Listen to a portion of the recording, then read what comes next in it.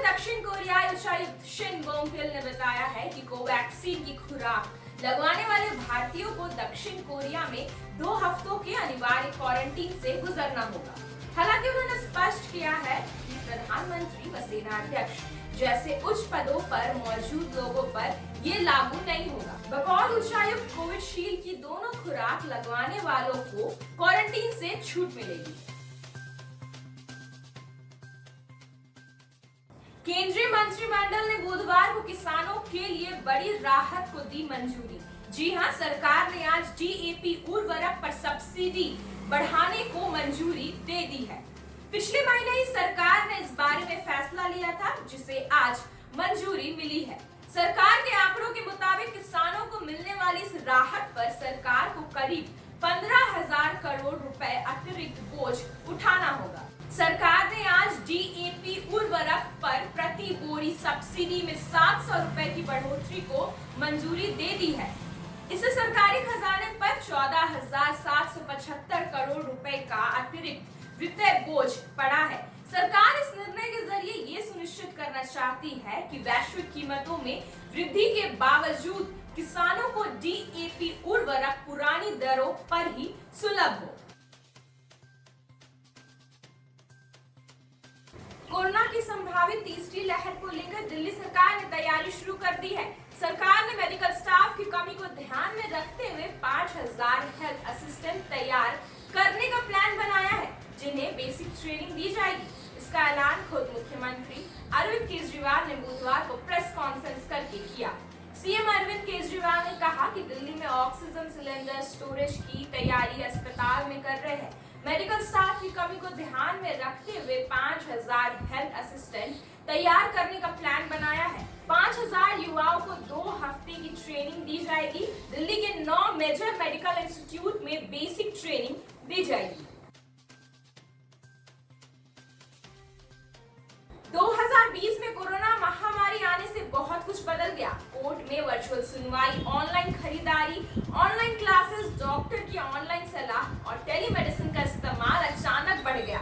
लोगों को ज्यादा तेज इंटरनेट की जरूरत महसूस होने लगी। टेलीकॉम कंपनियों ने देश में 5G टेक्नोलॉजी की इस तलब को भांप लिया है। यही वजह है कि पिछले कुछ महीनों से 5G से जुड़ी नौकरियां तेजी से बढ़ रही है। अब रुक करते हैं कृषि विभाग से जुड़े कुछ खबरों की ओर। किसानों पर कर्ज का मर्ज बढ़ता जा रहा है, तो फसल बीमा करने वाली कंपनियां पैसे कमा रही है। इस समय किसानों पर 343 करोड़ 74 लाख रुपए से अधिक की ऋण राशि बकाया है। वही फसल बीमा करने वाली कंपनी ने लगभग 8 करोड़ रुपए की बचत हुई है। वर्ष 2020 में बीमा कंपनी ने लगभग 24 करोड़ 55 लाख 16,912 रुपए का प्रीमियम किसानों से जमा किया था, मगर भुगतान के तौर पर 22 करोड़ 97 लाख 14,027 रुपए किसानों को क्लेम दिया गया। हालांकि शुरुआती वर्ष यानी कि 2017 में कंपनी को 7 करोड़ 8 लाख 4,000 रुपए प्रीमियम मिला था, लेकिन क्लेम के तौर पर लगभग 7 लाख 60,000 देने पड़े थे। इसके बाद से किसी भी वर्ष में कंपनी को नुकसान नहीं हुआ। बीमा कंपनी ने 5 साल में करीब 8 करोड़ 18 लाख रुपए मुनाफा कमाया।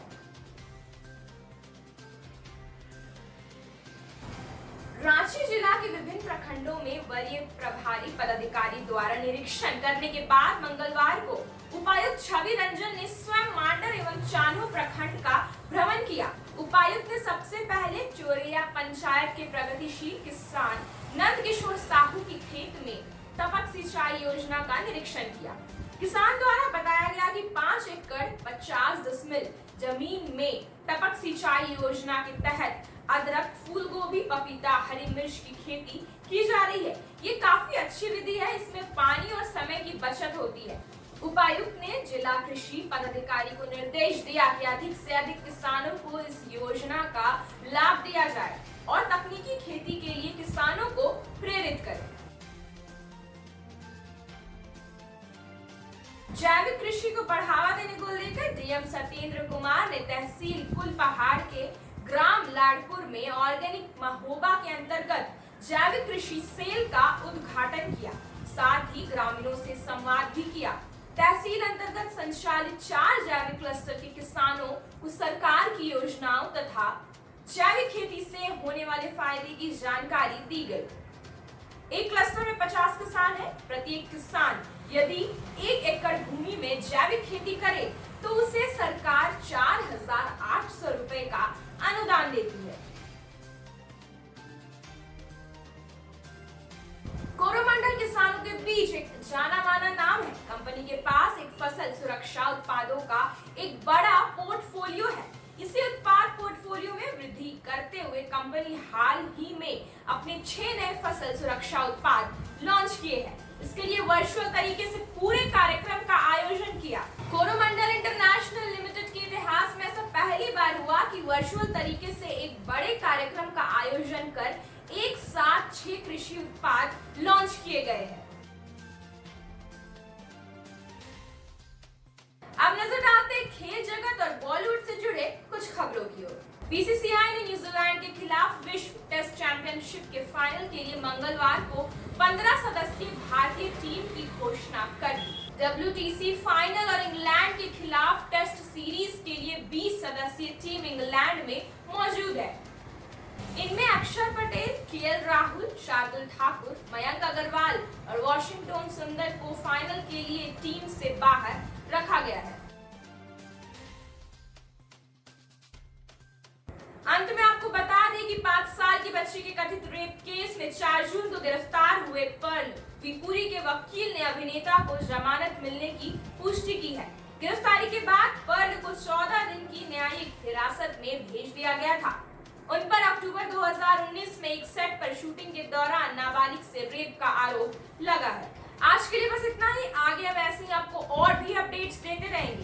तब तक के लिए बने रहिए हमारे साथ और देखते रहे फसल क्रांति। अब मुझे दीजिए इजाजत। शुक्रिया।